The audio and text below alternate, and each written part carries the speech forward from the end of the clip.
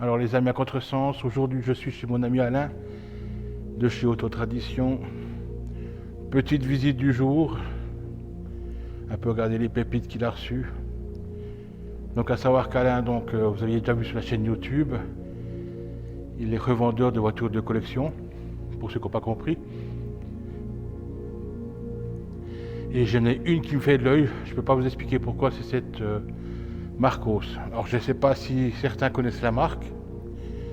Marcos, donc c'est une marque anglaise qui a été créée, je crois, de tête en 1959-1960 par deux associés.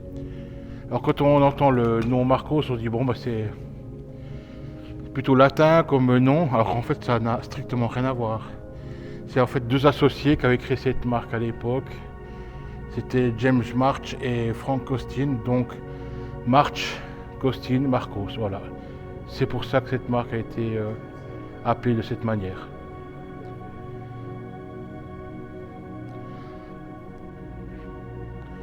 Donc comme la plupart de ces voitures. Alors à l'époque c'était une voiture qui était les premières Marcos qui ont été fabriquées, elles avaient des châssis carrément en bois.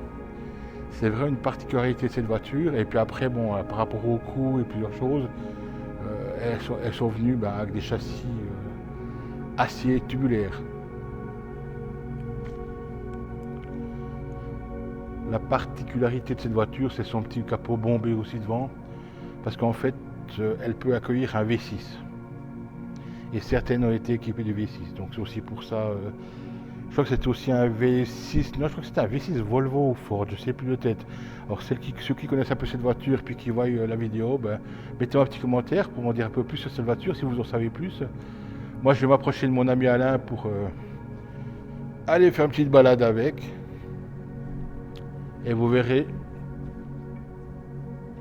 cette voiture, je sais de tête qu'elle fait un super bruit. À savoir que dans les années 70, cette voiture était vraiment en concurrence avec les TVR, avec les Lotus, parce qu'on est vraiment dans la même philosophie. Donc c'est des carrosseries, on va dire, en fibre. Et puis je ne sais pas si on peut voir le capot, si c'est ouvert. Voilà, on découvre le fameux Ford V4.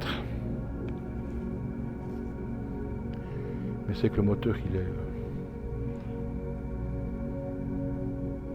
super propre, la voiture vraiment belle. Puis comme toutes les voitures à Alain, donc elles sont à la vente. Mais je vous propose de la sortir et d'aller faire une petite balade avec. Et n'hésitez pas à liker, à me faire les commentaires, à m'en parler un peu plus pour les gens qui connaissent cette marque. Parce que c'est une voiture qui a vraiment une grande histoire. Donc ce serait intéressant d'avoir des gens parmi vous qui me parlent un peu de ça.